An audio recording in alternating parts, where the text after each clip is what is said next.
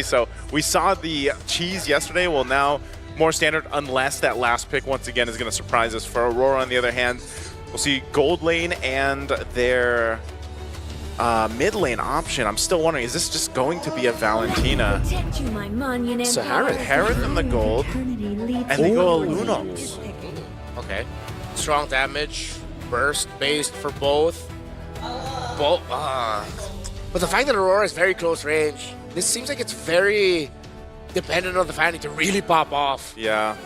I don't know if I like the Lunox too much here, because I just feel like their Brilliance is going to be used too quickly with the potential that CG has, whether that's the Yuzhong putting pressure there, a Lancelot's mobility, even hell, the Feathered Airstrike, you know? Like, there's just so much that I feel like will make it really difficult for the Lunox to work in the hands of Aurora here. Last pick, though, once again for CG, still needing that roam option. There's a whole lot they can... I don't think they'd go like a Kufra here. It looks like they're going to go Cho. So they go a Cho pick. This is also just... I expect there to be pretty good pressure on the side in the jungle if they're able to make it happen. See if the execution for CG will actually do really well, or will Aurora Turkiyye pissed off pretty sure after what happened to them yesterday and the organization, and they want a Swiss looking for a revenge. We'll see how these two start it off. Yeah, in a way, both teams really wanting to kind of redeem themselves after yesterday, man. And what better way to do it than in this matchup? We'll see if it's going to be a quick one, too, because we have seen where, you know, for example, if TNZ is able to go ahead and scale up really quickly on this Fanny, then, you know, it's kind of tough to deal with if you're CG Esports here. So I don't expect too much to happen in the early game, honestly, even for that Little Wanderer, where sometimes we see more of that skirmishing happening. Because, again, it's a little bit too risky with TNZ on that Fanny just yet, but he's going to go ahead and secure his orange, and it's just normal rotations for now. Yeah, another thing that we can point out is the fact that it's going to be quite difficult for Aurora Gaming to control neutral objectives, right? They have a Uranus and a Grok. I'm not too sure if the Grok's going to be able to get level 4 by the time Turtle 1 spawns, but even then, who's going to try to bait out the Furious Dive Petrify so that TNZ can get an opening around those turtle fights? It seems like something about the Aurora Gaming lineup also screams that, you know what, let's let CG come to us, and then let's see how we're going to answer after that. I mean, that's one of the best qualities of Aurora Gaming this year, not just here in M7 with the one game that we saw in MSC, is that they really can gauge fights incredibly well. And if you overheat, use all of your toolkit, then they're going to punish you really hard for that. Yeah, even with this, looking at the emblems, you know, pretty standard. Whole lot of Impure Rages, of course, here for Aurora Gaming, but, you know, we have seen, like, again, the Grok being a solid choice. We see teams now kind of opting for that when they're on the blue side in the draft, priority-wise. Again, it provides a lot of utility. The knock-up is great from a Detect Charge, but then, Rosa? Way too aggressive, gets caught by the puncture, and Pagu wasn't anywhere close to help. This is what I was saying, man. I was exactly about that. The Lunox dealing with this kind of mobility that comes with a lineup that CG has is tough. Great for the airstrike by Chiku. That's, man, almost just a sacrifice, but it works out in the end. That's to be N3 with a fierce dive. Now, Amzig SOD all the way from downtown, able to land it on TNZ, and that means no turtle, no purple buff as well. Night and day performance so far for CG Esports. Aurora need to recover. Pagu and Rosa were there when Amzik went in, but they weren't level 4 yet, which is why that Moskov got away without a problem, Naisu. That feels bad, man. Yeah, you know, like, when that happens, like, you know, you dealt with what Chico already put the pressure on, you get your buff, and then you unfortunately die. So right now, CG Esports in a good position, and now that you have a level 4 available for Valens, he can decide to go for these kicks, these setups if he wants to, and especially in the early portion of the game. Wow. Okay, well, I was about to say he made Bowie. He made up for that one, man. He at least gets a kill in his hands here over to Aurora. They're angry, man. Yeah, they had to. No purple, no turtle. Rosa getting done dirty like that. All right, at least they're on the board now. Yeah, they needed to do that while CG Esports, the slight lead that they have, they are playing around the show. Still, they should not be comfortable. Trying to see where they can find an opening. Lunar's handling the Yuzhong pretty well. Even in the jungle, slight pressure as well now from Pagu. So Aurora Gaming are trying to recover by applying pressure in so many parts that CG cannot find an opening. Even here, Sigiboom, with Chiku deciding to go down, not going to be able to find a start on the Harith. Yeah, it's really gonna.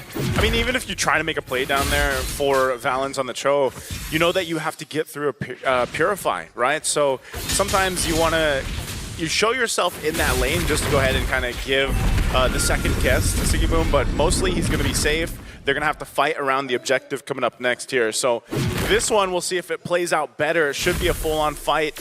You've got some resets going up on the XP lane. A3 gets back to base and they'll join this one. Lunar does take a bit of a hit here. Gary's damage actually really good already early on. The stalemate for the Turtle, though, as TNT will look for his own opening. Again, with this expanding rivers, can help them rotate. Oh, Chiku, wings by wings, he's fine. And just Pago's going to keep that Turtle there. Yeah, good chunk of damage earlier. He's trying to poke down Chiku, make sure he cannot go with that airstrike. Now Valens goes in with the Dragon Flicker combo into it, but the barrier was able to cancel it now as TNC goes to the back line. There's no more lockdown. Chiku has to flicker out. Valens gets taken out by Rosa as Yen3 with the Petrify and the Furious dive over. Gets the passive proc, but now has to go under turret. It's a 1-for-1, Rosa for Valens, but Lunar's still holding on to the Turtle. Gary on it already. Tienzi gonna look for the Retribution as well. It's Tienzi who wins it out. Gary 1 HP, barriered away, and Lunar gets the kill. You shall not pass. That, man, the Rampart, so many times whenever you see the Grok, you know that that's gonna come in clutch from time to time. So now, with all that just happened, Aurora will get themselves that Turtle. They'll go ahead and take this purple buff as well, and it went over to Lunar. So he's gonna have a fun time with that, at least for now. But this is the thing, you know, you gotta be cautious. Oh, hold on, Sequel. Goes for the way of the Dragon, but the Purify is available. Oh. They actually do get a Spear of Misery, but they don't decide to commit, and that actually might hurt them. Rosa walks up the barrier again. Valens trying to escape. One last hit. He's burning. He's taking down the glowing one. Doesn't do enough. Valens stays alive. I feel like that barrier actually hurt the attempt to take down the Cho. It gave him just enough space between him and the Lunox, so seems like Rosa might help Pago with their hands. So be careful with your walls just a little bit. Good try.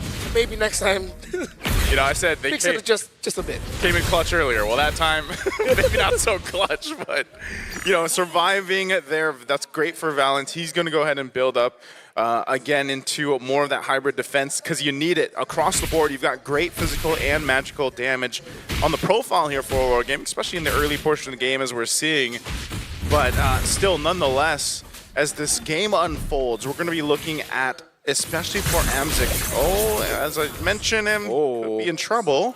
Yes, Flicker. That's going to be the Flicker. Tienzi comes in with a cutthroat. Just a hit from Rosa, and they get the pick on Amzik up top. Yeah, great read by Pago. Oh, Chiku White. He's alone. Valens walks up. Great brilliance now, but Valens still has. Valens. Rosa still will be taken down, so at least they get something. They got something, man, but that was, that was a little rough. Hey, Turtle's up, though. A result is a result in the end, and they're going to be getting to the Turtle first. Spear of Destruction is not going to land on the Harith, and the Harith will be able to clear out Tower. Aurora and CG will fight for Turtle number 3. Okay, Turtle's up here. Wow, wait, this is... They have the tempo, they have the control, but they don't want to force it. Oh, no. Hesitation. That's a weird trend that we see again with teams that go up against Uranus. They overthink the Uranus just a little bit. It's just because he's so annoying to deal with, too. Like, I mean, you can provide that vision. You're tanky enough to kind of just sit there and, you know, stay in their face. And so no Turtle committed actually just yet, but it looks like Aurora's going to go ahead and start this up. I think still, yeah, they should be able to secure this, actually. The thing is, Tienzi already took the purple buff because in Aurora's minds, they were thinking we're not going to get Turtle. We're just going to get a trade. So it was Tienzi purple into bottom lane clear. So Gary is now super behind. Yeah. Maybe partly because since Amzik used... wait a minute. Since Amzik used SOD to try to go back to defend his bot lane tower, the CG was probably thinking, hey, we won't have our Moscow. Gary, no! Great Thorn Rose, though. Great reactions from Gary. Could have been real bad.